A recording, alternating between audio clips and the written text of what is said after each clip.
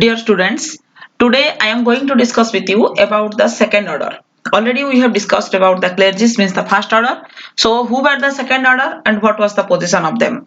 Nobility were called the second order. Nobility had a central role in social processes. ये social processes means the category wise जो divide हुआ था वहाँ पे nobility का एक ठो important role था. This is because they control land. Why? Because they controlled land.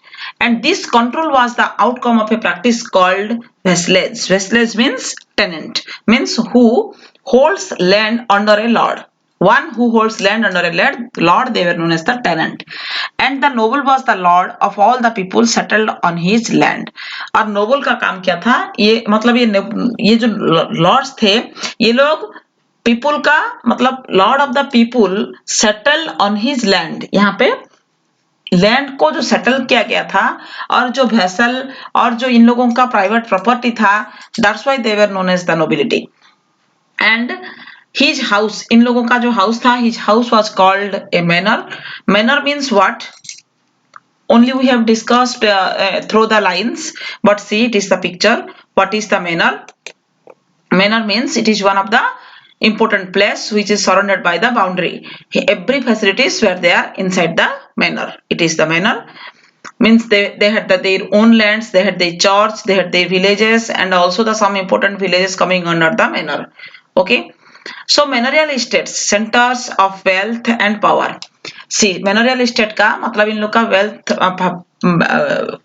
wealth and power का center क्या था? देखो, a lord house was known as the manor. House in feudal society, मतलब फ्यूडल सोसाइटी का house को manner कहा जाता है और लैंडलॉर्ड्स का हाउस को भी मैनर कहा जाता है. So he would control peasants villages in the manorial estate. Manorial estates were self sufficient economic centres.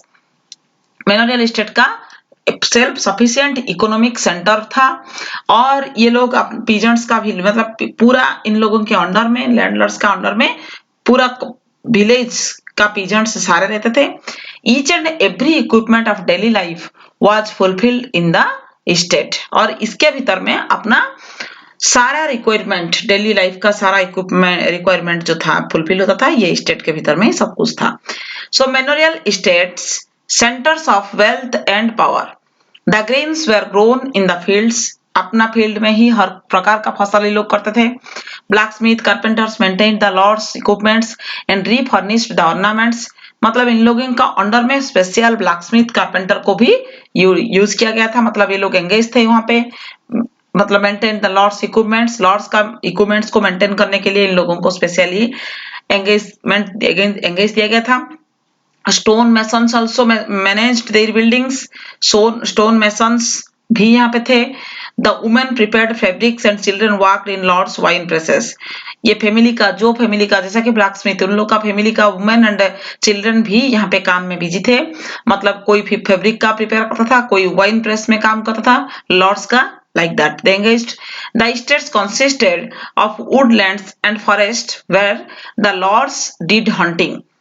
और मतलब estates consisted of woodlands and forest where the lord did hunting. मतलब अपना भी woodland भी इन लोगों का अपना था, फॉरेस्ट भी अपना था, जहां पे ये लोग अपना सेफ्टी के हिसाब में लोग जाकर हंटिंग भी करते थे. And the estates contained pastures. यहाँ पे pastoral and grazing areas for the cattle also attached. The church was also part of estate. Then manor. Manner किसको कहा जाता है मैं तो बताई थी, फिर अभी यहाँ पे क्लियर पिक्चर एक दिया हुआ है. देखो, lowest unit of administration in the feudal system of Europe.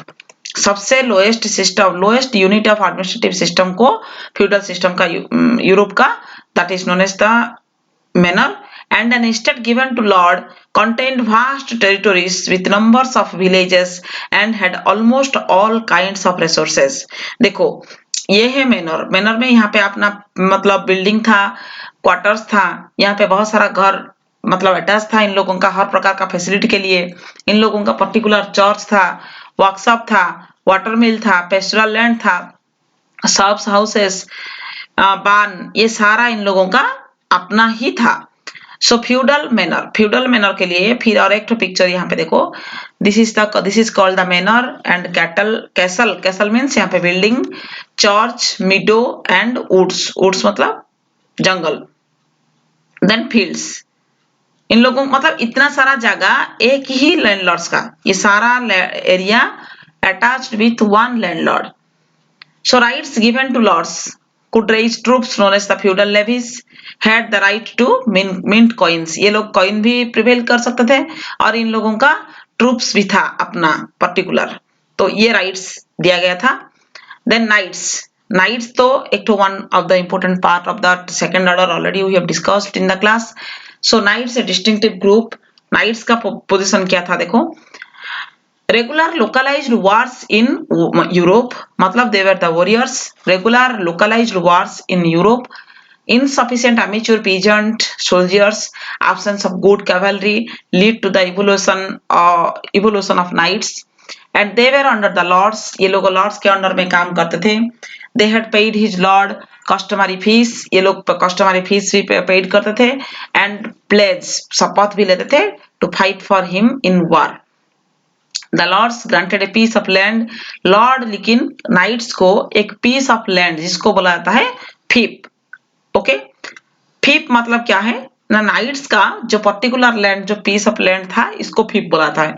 मतलब ये कुछ कम नहीं था, कितना था ना 1000 से 2000 एकड़ और मोर.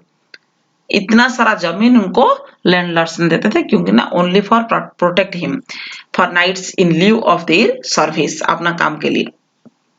Knights a distinctive group. A knight's fief consisted of, the lord gave the knights a piece of land called a fief, and a knight's fief consisted of क्या क्या, ये fief में क्या क्या था जो मतलब जुड़ा हुआ था ना. a house for him and his family, एक house था इनका family के लिए. Church settlement of dependent together with water mills and wine press, मतलब इन लोगों का भी attached था water mill, wine press, every type of the facilities attached with them. Then the peasants cultivated the lands of the fief, मतलब इन लोगों को जो 1000-2000 एकड़ जमीन दिया जाता था, लैंड्स दिया जाता था. For that also peasants also attached, peasants also means particular peasants also given by the lord to cultivate the fief. fief को cultivate करने के लिए, fief में जो लैंड था उसको cultivate करने के लिए number of peasants also given by the lord. A knight could serve more than one lord but remained loyal to his own lord. मतलब नाइट का काम ये नहीं था कि एक ही पर्टिकुलर लॉर्ड्स के पास काम करेंगे व एक ही पर्टिकुलर लॉर्ड्स का ही मतलब लॉयल रहेंगे. ये लोग बहुत सारे लॉर्ड्स का लॉयल रहते थे लेकिन अपना पर्टिकुलर लॉर्ड्स के लिए ज्यादा इंपॉर्टेंस इन लोगों का था. सो fief का काम क्या था, fief में क्या क्या था, that was also one of the important here, and also different points about a knight, a distinctive group, that is given here. So student, I think you have to watch till the end, then you will get benefit, otherwise not. So thank you all of you.